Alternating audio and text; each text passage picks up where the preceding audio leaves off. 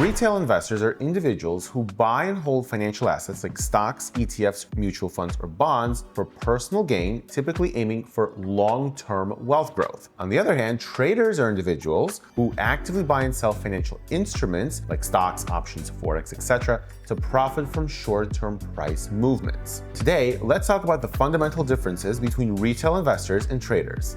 Now, as you see as we go through this video, you'll notice that for each point, traders and the investors will have very different motivations that drive them in the market. In terms of time frame, investors usually think of years or decades, focusing on compounding returns over time. As stocks go up, dividends are included. You can average 10, 15, 20% a year, but the goal is to always hold it over long periods of time. Traders, on the other hand, operate on much shorter time frame, maybe minutes, hours, days, weeks, maybe months, depending on the type of trader that they are, either day traders, swing traders, scalpers. All of these are much shorter time frames than investors. So now let's dive into the fundamental difference in how investors and traders structure their strategy. So typically, when an investor looks to buy a stock or an index, they typically look at the fundamental possibility of that stock or index going up over time. If you're looking at investing in something broad-based like the S&P 500, you're going to look at the fundamental components of the American economy, since that's what the S&P 500 emulates. You're going to look at potential business growth in the near future. You're going to look at the health of the overall economy, and you're going to do this because your goal is to invest in these group of companies over long periods of time. Traders, on the other hand, are more focused on temporal matters like technical analysis, which will include things like looking at charts, price patterns, and indicators. And sometimes traders will also dabble in fundamental analysis for the short term, like current cash flow, current earnings per share, and stuff that could affect the stock in the short term. The difference between traders and investors mainly boils down to time frame, so everything that traders are going to look at will be focused on anything that can affect the stock over short periods of time.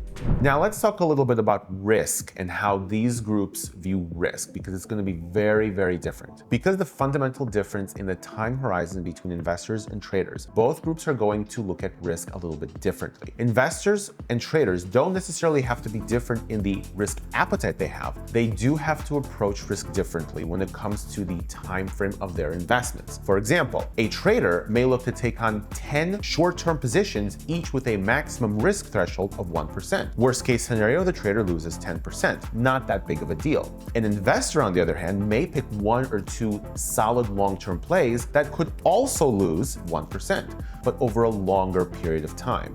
So the difference in risk mainly boils down to how much can an individual investor or trader lose over a certain period of time. Another feature that traders uniquely possess in this category of risk management is that traders will tend to actively manage positions more frequently than long-term investors. For example, because traders have typically many more trades on at once than investors have investments, you'll typically see a trader manage losers and winners aggressively, making sure that their risk and profit threshold does not exceed a certain amount. Traders have to actively manage these things because they typically have a lot of different positions on. So because the time frame, risk, and strategy are different for these two groups of people, you're going to typically see different kinds of behavioral patterns exist as well. Because investors are usually buying an asset for the long term, the thing that can hurt investors are sharp down moves in the assets that they're holding. A disciplined investor will stick through the short-term market gyrations because he or she knows that this investment is supposed to be in his portfolio for the long term. Does this mean that the investor never books his loss?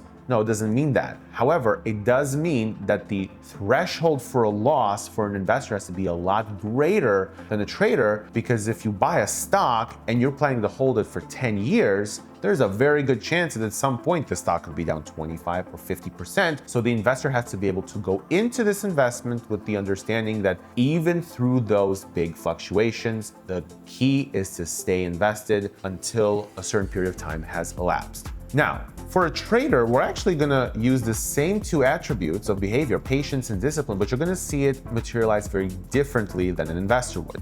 A trader needs to have patience when it comes to looking at the market and being able to not press the buy or sell button even if there's nothing going on. When the market is very quiet, it can be very, very tempting to try to force a trade even though there's not much there to trade. This is where patience will serve the trader well. If a trader sees a market that's dull, the best thing to do is to wait or walk away from the screen and not force a trade. Traders will be typically trading in products where their loss thresholds will be a handful of percentage points, whether it be 1%, 2%, 3%, or 5%. Typically, it's a lot lower of a threshold than an investor would be. Traders operate on a much smaller wiggle room, which means they must have the discipline to stick to the smaller wiggle room, even if there's a lot of noise happening in the markets. Now, the way that investors and traders respond to big markets events will also be a little bit different. When stocks are at their lowest, an investor will typically put more capital in to increase their investment position in a market that's currently on its butt. Traders, on the other hand, will have to work with the capital they already have, and that's the reason why it's best to have the most amount of available capital in periods of high market volatility. This means that traders will have to be more patient and not overtrade when volatility is low, because if it bites you in the butt, you're not going to be able to, as a trader, capitalize on the market when there is a lot of volatility. So now let's run through some common mistakes that investors and traders make.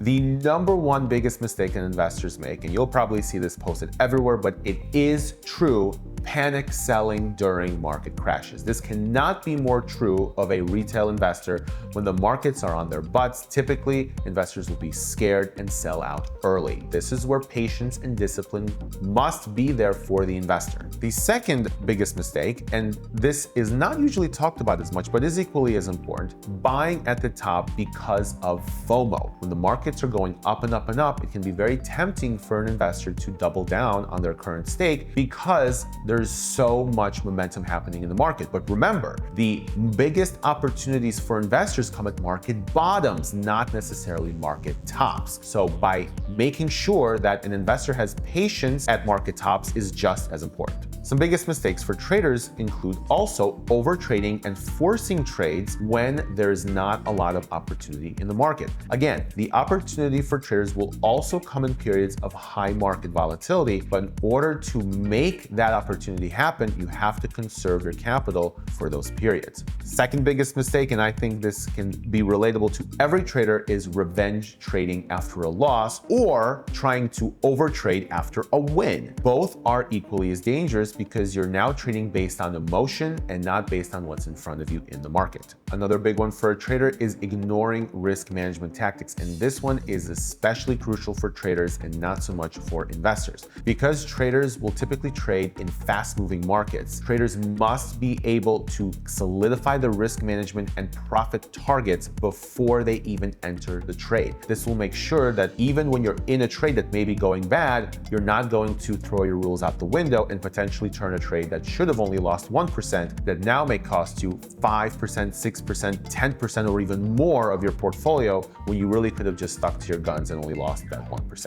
The difference between an okay trader, a good trader, and a great trader really boils down to be able to quickly identify what kind of market environment you're going into and adapting your strategy and risk management to match that market environment. Now, when it comes to defining a successful investor, I think the qualifications are a lot simpler, but it is just as important, and it is surprising to see how many investors screw this up. When you have a market dip, there is so many people that will look at the news and say, look, this time is different. We cannot hold this stock, when obviously the market's melting down. The clearest example of this, in April of 2025, when the market was down over 20%, even the most prudent investors I've talked to were starting to wonder if they should sell because they were worried about the economy imploding. Every single market sell-off will be categorized by something different, but the most successful investor will not look at the situation as something final, but rather as an opportunity to make more money by buying into a falling market.